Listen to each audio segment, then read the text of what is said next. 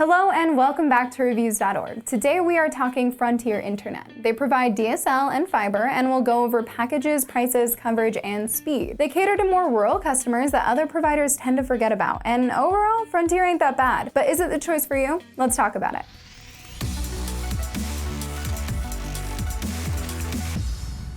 So you've got a lot of options for Frontier Internet, ranging from $20 a month to $150 a month. First thing to note though is that their prices change regionally, so double check that you're looking at pricing for your location. If you go to Reviews.org, we have one of those enter your zip code thingies so you can check your specific area. But regardless of region, Frontier is relatively inexpensive in comparison to other companies like CenturyLink, whose lowest plan is $45 a month. And while $20 a month for internet sounds great, I want to stress that you are getting what you pay for.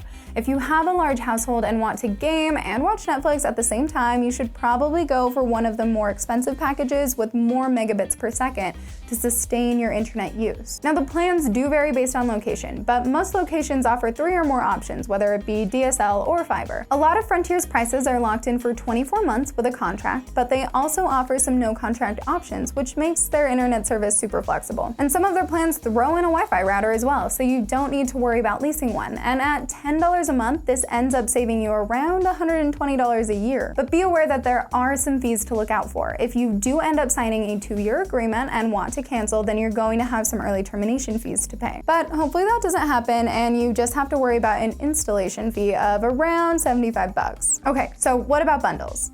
Well, Frontier offers phone, TV, and internet, so if you're looking for all 3, they've got options for you. I'm not really sure if people are still using landlines, but you can get unlimited nationwide calling, over 100 TV channels, and decent internet for around $100. But let's talk about the quality of internet you're getting with Frontier. Obviously, the cheaper you go, the slower the internet. For their Simply Broadband Core plan at $20 a month, you can plan on speeds as fast as 6 megabits per second. Like I mentioned before, this is pretty solid if you're just using the internet for regular browsing and emailing. But if you're like me and share your internet with 6 other roommates or family members or cats and dogs, then you are probably gonna wanna go for their Simply Broadband Elite package to make sure that you don't have to deal with slow Wi-Fi. And I can't forget to mention this. Frontier's internet doesn't have a data cap, so no matter what plan you go with, you're not going to be stuck with fees for going over. Like I mentioned before, Frontier offers fiber as well as DSL. Fiber isn't available everywhere, but if you're in an urban area, then there is a chance that you will have access to fiber. But all you need to know is that Frontier offers fiber internet that's faster than their DSL options. So if your household is uploading, downloading, and streaming all at the same time, then Frontier's fiber is a solid option. Overall, Frontier offers good services and packages. Some of their packages for crazy fast data can be a little overwhelming and a little expensive, but they have options for everyone at most price points. Now, we have read the reviews out there and we hear that they can be a little hard to work with when it comes to customer service, but when we called, their sales agents were easy to work with and honestly didn't make me stressed out like what I've experienced with other companies. All in all, Frontier isn't perfect, but it's not a bad option if you're looking for budget-friendly internet,